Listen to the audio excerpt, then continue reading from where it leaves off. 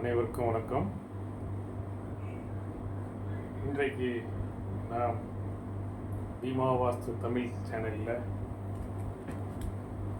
வாஸ்துவினால் ஏற்படக்கூடிய நன்மைகள், அதே நேரத்தில் வாஸ்து குறைபாடு உள்ள வீடுகளில் என்னென்ன மாதிரியான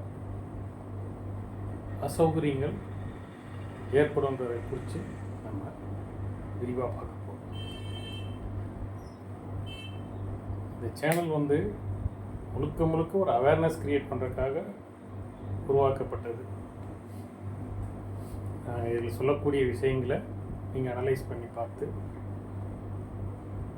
உங்களுக்கு பயன்படுற விஷயங்களை நீங்கள் யூஸ் பண்ணிக்கலாம். வாஸ்து நிறை மற்றும் வாஸ்து குறை,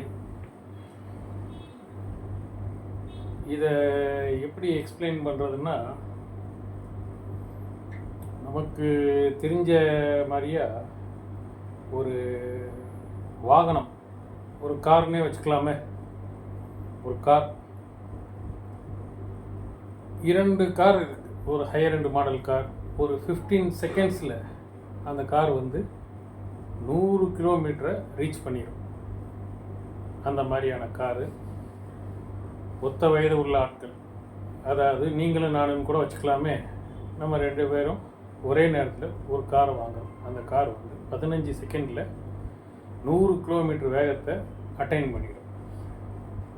ஓகே, இந்த கார் வாங்கி, காருன்னாவே உங்களுக்கு தெரியும், நிறைய பீரியாடிக்கல் மெயின்டெனன்ஸ் இந்த மாதிரியான விஷயங்கள்லாம் இருக்கும். நீங்கள் ஒரு பர்ஃபெக்டான ஆளுன்னே வச்சுக்கலாமே. நீங்கள் எல்லாத்தையும் அதுக்கு ஆஸ் பர் ஷெடியூல் என்ன கம்பெனி சொல்லுதோ அதுபடி நீங்கள் எல்லாத்தையுமே ஃபாலோ பண்ணுறீங்க. பக்கா சர்வீஸ் பண்ணுறீங்க. என்னென்ன ஸ்பேர்ஸ் மாற்றணுமோ மாற்றுறீங்க. இத்தனை 1000 கிலோமீட்டரில் டயர் மாற்றணும் மாற்றுறீங்க. ஆயில் ஃபில்ட்ரு இது எல்லாமே சேஞ்ச் பண்ணுறீங்க. ஆயில் எல்லாமே பீரியாடிக்கல் மெயின்டெனன்ஸ் ப்ராப்பராக இருக்குது. நான் ஒரு லெத்தாஜிக் பர்சன் வச்சுக்கோங்க. நான் எதையுமே ப்ராப்பராக செய்கிறேன். ப்ராப்பராக எதையும் மெயின்டைன் பண்ணாமல் அந்த வண்டியை நான் ஜஸ்ட்டு ஃபியூல் போட ஓட்டிக்கிட்டு இருக்கேன். இந்த மாதிரியே பண்ணிக்கிட்டு இருக்கேன். ஒரு 50,000 கிலோமீட்டர்ஸ் ரீச் ஆகிடும். 50,000 கிலோமீட்டர் ரீச் ஆனதுக்கப்புறமா அந்த வண்டியோட பெர்ஃபார்மன்ஸ் எப்படி இருக்கும் அப்படின்னு பார்த்தீங்கன்னா, நீங்களே கெஸ் பண்ணியிருப்பீங்க. சேம் அதே தான். அந்த காரோட பெர்ஃபார்மன்ஸு, உங்களோட காரு 50,000 கிலோமீட்டர் ஓடினதுக்கப்புறமும் நீங்கள் இக்னிஷன் ஸ்டார்ட் பண்ணதுலேருந்து ஒரு 15 மேபி 16 செகண்ட்ஸில் நீங்கள் 100 கிலோமீட்டர்ஸை ரீச் பண்ணிடுவீங்க. இதே நான் ஒழுங்காக மெயின்டெனன்ஸ் பார்க்காம அந்த காரு நீங்கள் உங்களோட காரில் 16 நிமிஷத்தில் 100 கிலோமீட்டர் போயிடுறீங்க. நீங்களே என்னோட காரை ஓட்டி பார்க்குறீங்க, 20 நிமிஷம் ஆகுது 100 கிலோமீட்டர் போகிறதுக்கு. புரியுதுங்களா? ஏன்னா இந்த கார் ஃபுல் அண்ட் ஃபுல் கண்டிஷனாக இருக்குது. நான் வச்சுருக்கக்கூடிய கார் நான் லெத்தாஜிக்காக அதை மெயின்டைன் பண்ணாமல் வச்சுருக்கனால அது அந்த அளவுக்கு பெர்ஃபெக்டாக இல்லை. அதனால் அதில் ஒரு அசௌகரியம் பெர்ஃபார்மன்ஸில் இருக்குது. இதே நான் உங்களோட காரை ஓட்டி பார்க்குறேன். 20 நிமிஷம்ன்ற நீங்கள் 20 நிமிஷம் 16 நிமிஷத்தில் நீங்கள் அட்டைன் பண்ணதை நான் 15 நிமிஷத்துலேயே அட்டைன் பண்ணிடுறேன். நீங்கள் 20 நிமிஷம் எடுத்துக்கிட்ட நேரத்தை நான் ஒரு 18 நிமிஷத்தில் அதை செஞ்சிடுறேன். இதிலேருந்து என்ன பார்க்கும்போது, காரை இயக்குபவர் நான் இந்த காருக்கு தகுந்த மாதிரியே ஓட்டி பழகியிருக்கேன். அதாவது ஹில்ஸ் ஏரியாவில் டிரைவர்ஸ் பார்த்துருப்பீங்க, காரு லாரி இந்த மாதிரி இதில் போகிறாங்க. அவங்க ஒரு மாதிரி பம்ப் பண்ணி ஓட்டுவாங்க. பம்ப் பண்ணி மீன்ஸ் ஆக்சிலேட்டர் ரைஸ் பண்ணுவாங்க, கொஞ்சம் குறைப்பாங்க, ரைஸ் பண்ணி ஓட்டுவாங்க. அப்படி ரைஸ் பண்ணி ஓட்டும் போது அந்த இன்ஜின் ஹில்ஸில் கொஞ்சம் சிரமம் இல்லாமல் ஏறும் அப்படின்ற மாதிரி. நான் லெவல்லையே அந்த மாதிரி ஓட்டி உங்களோட கொஞ்சம் சீக்கிரமே அதை ரீச் பண்ணிடுறேன். ஏன்னு கேட்டிங்கன்னா, இதில் நான் இந்த கார் வந்து இதில் போராடி நான் வந்து அந்த ஸ்டேஜில் இருக்கேன். அதே மாதிரி அந்த வெஹிக்கிளை இயக்கிறதுக்கு நான் கற்றுக்கிட்டேன். ஸோ 50,000 கிலோமீட்டர் தாண்டிடுது. கொஞ்ச நாள் கழித்து திருப்பி ஒரு 75,000 கிலோமீட்டர்ஸில் திருப்பி ரீச் பண்ணுறோம். மீன் டைம் எனக்கு காலில் ஒரு சின்ன அடிபட்டுருது. என்னால் பம்ப் பண்ணி முதல்ல மாதிரி ஓட்ட முடியல. அப்படின்ற ஸ்டேஜில் நீங்கள் 75,000 கிலோமீட்டர்லேயும் நீங்கள் அதே 16-17 நிமிஷத்துக்குள்ளே 100 கிலோமீட்டர் அட்டைன் பண்ணிடுறீங்க. என்னோடய வாகனத்தை இயக்குறீங்க, அது 21-22 செகண்ட்ஸில் 100 கிலோமீட்டர் போயிடுது. இப்போ நான் இயக்குறேன், உங்களோட வாகனத்தை இயக்குறேன், அதே ஒரு 16-17 நிமிஷத்துக்குள்ளே 100 கிலோமீட்டர் அட்டைன் பண்ணிடுறேன். அட்டைன் பண்ண முடியல. ஏன்னு கேட்டிங்கன்னா, என்னோடய காலில் ஒரு சின்ன பாதிப்பு இருக்குது. அப்போ என்னோடய வாகனத்தை இயக்குறேன், அது வந்து நியராக ஒரு 30 செகண்ட்ஸ் வரைக்கும் டைம் எடுத்துக்குது 100 கிலோமீட்டர் அடையிறதுக்கு. இதிலிருந்து என்ன ஒரு விஷயம் தெளிவுபடுத்த விரும்புகிறோம்னா, வாஸ்துப்படி இருக்கிற வீட்டில் இருக்கிறது வந்து ப்ராப்பர் மெயின்டெனன்ஸ், அதாவது ஆஸ் பர் ரூல்ஸ் என்ன நமக்கு கொடுத்துருக்காங்களோ அதை ஃபாலோ பண்ணி வீடு வந்து வாஸ்துப்படி நன்றாக இருக்கும்.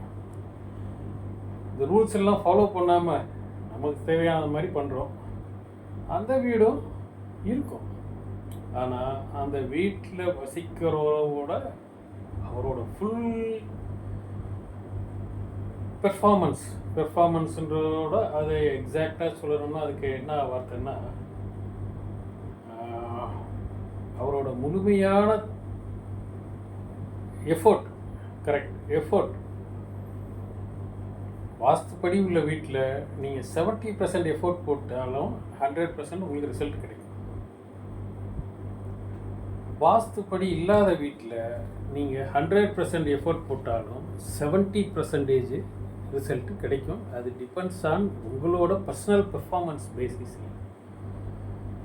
இது எப்படிங்க, இது சாத்தியமா? வாஸ்துப்படி ஒரு வீட்டில் இல்லைன்றனால அந்த வீட்டில் வந்து பெர்ஃபார்மன்ஸ்லாம் கம்மியாகுமா அப்படின்னு நீங்கள் ஒரு கொஸ்டின் உங்களுக்குள்ளே ரைஸ் ஆகணும்.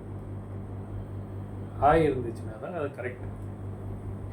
உண்மையில் என்னென்னா, வாஸ்துப்படி உள்ள வீடு, இந்த காரை வச்சு நான் கம்பேர் பண்ணி சொன்னதில் என்னன்னு பார்த்தீங்கன்னா, வாஸ்துப்படி உள்ள வீட்டில் இருக்கிறவங்களுக்கு உடல் ஆரோக்கியம் நன்றாக இருக்கும், மன ஆரோக்கியம் நன்றாக இருக்கும். இது எல்லாமே பார்த்தீங்கன்னா இந்த பிரபஞ்சத்தோட ரிசல்ட். ஏர் சர்க்குலேஷன் நல்லா இருக்குன்ற பட்சத்தில் அவரோட உடல்நிலை நன்றாக இருக்கும், மனநிலை நன்றாக இருக்கும். மனநிலை நல்லா இருக்கும்போது அவர் நல்லா திங்க் பண்ணுவாங்க. நல்லா திங்க் பண்ணுறவர் அதை வந்து நன்றாக செயல்படுத்தவும் முடியும் போது அவருக்கு வந்து ரிசல்ட் கிடைக்கும். வாஸ்து குறைபாடு உள்ள வீட்டில் உள்ளவருக்கான மனநிலை கொஞ்சம் பாதிப்படைஞ்சிருக்கும். அவரோட 100% எஃபர்ட் போட்டோம்னாலும் அதை எக்ஸிக்யூஷன் பாயிண்டில் பார்க்கும்போது அதை ஒரு 50-60% தான் செயல்படுத்த முடியும்.